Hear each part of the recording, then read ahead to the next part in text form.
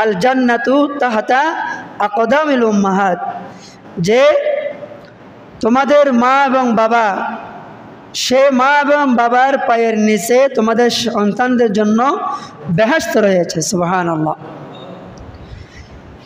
তাহলে যাদের মাতা পিতা আছে তাদের ঘরে জান্নাত আছে। আমরা রসুলের হাদিস থেকে সেটাই বুঝি, মা বাবা যাদের ঘরে আছে তাদের ঘরে আল্লাহর জান্নাত রয়েছে। সেই জান্নাতকে, আল্লাহর দেওয়া সেই জান্নাতটুকু আপনি কিভাবে অর্জন করবেন, এখন এটা আপনার ব্যাপার। যে একজন সাহাবী আল্লাহ রসুলের কাছে প্রশ্ন করেছিলেন, জানতে চেয়েছেন, ইয়া রাসূলুল্লাহ, আমার কাছে পৃথিবীর মধ্যে সবচাইতে অধিকতর হকদার কে?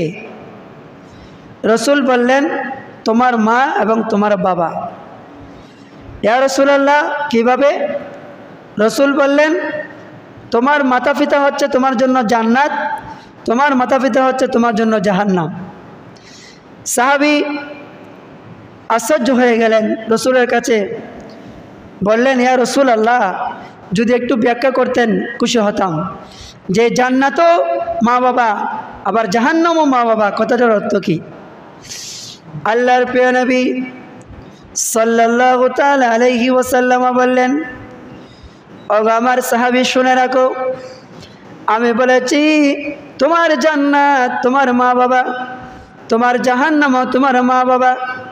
কথাটির অর্থ হলো, তুমি যদি মা বাবাকে এমনভাবে তুমি মা বাবাকে সন্তুষ্টি করতে পারো যার কারণে আল্লাহ সন্তুষ্ট হয়ে যাবে। মা বাবার সন্তুষ্টির ভিতরে আল্লাহ রসুলের সন্তুষ্টি রয়েছে। তুমি যদি সত্যি সত্যি সন্তান তোমার মা এবং বাবাকে খুশি রাখতে পারো, তাহলে তাদের দোয়া, তারা তোমার জন্য দোয়া করবে এমনভাবে আল্লাহ রাব্বুল আলামিন তোমার আল্লাহর দেওয়া জান্নাত তুমি ছেলের জন্য বরাদ্দ করে দিবে। সুবহানাল্লাহ। আল্লাহ মুসলমান, যদি তুমি এমনভাবে মাতা পিতার সাথে চলতে পারো নাই, তাদের সন্তুষ্টি অর্জন করতে পারো নাই, তাহলে আল্লাহর দেওয়া জাহান্নাম তোমার জন্য অপেক্ষা করতেছে। কারণ যাদের উপর মাতা পিতা নারাজ হয়ে যায়, আল্লাহ রাসূল তাদের উপর নারাজ হয়ে যায়। নাউজুবিল্লাহ। তাহলে দেখেন মাতা পিতার কত গুরুত্ব, যেটার মধ্যে আল্লাহ এবং রসুলের সন্তুষ্টি নিহিত আছে। সুবহানাল্লাহ। আজকাল আমরা মাতা পিতাকে গুরুত্ব দিচ্ছি না। মাতা পিতা আমাদের কাছে অবহেলিত, মাতা পিতা আমাদের কাছে নগণ্য। আমরা যখন ছেলেরা বড় হই, যখন শিক্ষিত হয়, তখন মা বাবাকে আমরা কদর করতে জানি না। বিশেষ করে আমি আমার অভিজ্ঞতা থেকে যা বলতে পারি, দেখেছি যারা নাকি কম শিক্ষিত, মোটামুটি কোনো কাজকর্ম করে খায়, তাদের কাছে মা বাবার গুরুত্ব অনেক বেশি থাকে। সুবহানাল্লাহ। যারা বেশি উচ্চতার লেখাপড়া করে ফেলেছে ছেলে সন্তানদেরকে, তারা এমনভাবে উচ্চ পর্যায়ে চলে গিয়েছে, তারা যে দুনিয়াতে আসছে যে মা বাবার কারণে, যে মা বাবার মাধ্যমে দুনিয়ার আলো দেখেছে, সেটাও সে বলে বসেছে। নাউজুবিল্লাহ। সেজন্য রসুল বলেছেন যে তোমাদের মাতা পিতার পায়ের নিচে সন্তানের বেহেশত, সে বেহেশত তোমরা অর্জন করতে চাইলে মাতা পিতার সন্তুষ্টি অর্জন করতে হবে। সুবহানাল্লাহ।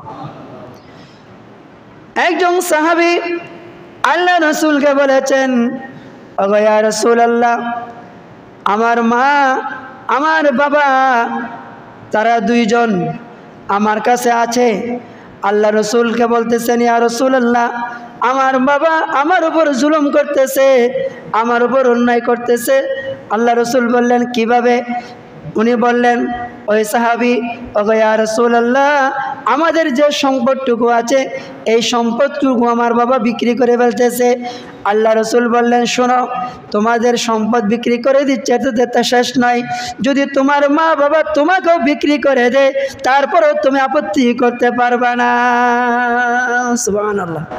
কারণ তুমি, তোমার সম্পদ, তোমাদের যা কিছু আছে সব কিছুই তোমার বাবার। সুবহানাল্লাহ। তোমার বাবার এখতিয়ার, তোমার বাবা চাইলে তুমি সন্তানকেও যদি বিক্রি করে দেয় তারপরে তুমি কোনো প্রকারের বেয়াদবি করতে পারবে না, আপত্তি করতে পারবা না। সুবহানাল্লাহ। তাহলে কিভাবে মাতা পিতার গুরুত্ব আল্লাহ রসুল আমাদেরকে দিয়েছেন, যে রসুল পাকের হাদিস, আল্লাহ কোরআনের মধ্যে বলেছেন আমার ইবাদত করবে, আমার সেবা করবে মাতা পিতার। আমার ইবাদতের সাথে আমি মাতা পিতার ইবাদত, মাতা পিতার খেদমত এটা ফরজ করে দিয়েছি। সুবহানাল্লাহ। তাহলে আমাদেরকে বুঝতে হবে আমরা স্ব স্থান থেকে আসলে যারা সত্যিকার অর্থে আপনি পরীক্ষা করে দেখবেন, মাতা পিতাকে যদি সন্তুষ্টি রাখতে পারেন আপনার জীবনটা ধন্য। আপনি যদি আবার কৃষিকাজ করেন, আপনি যদি আবার নিম্নমানের কাজ করেন, তাতে কোনো কিছু আসা যায় না। দরকার হচ্ছে আপনি মা বাবার সন্তুষ্টির মধ্যে আছেন কিনা। সুবহানাল্লাহ। মাতা পিতার সন্তুষ্টির মধ্যে আপনি আছেন কিনা, যদি থাকেন তাহলে আপনার জীবন ধন্য।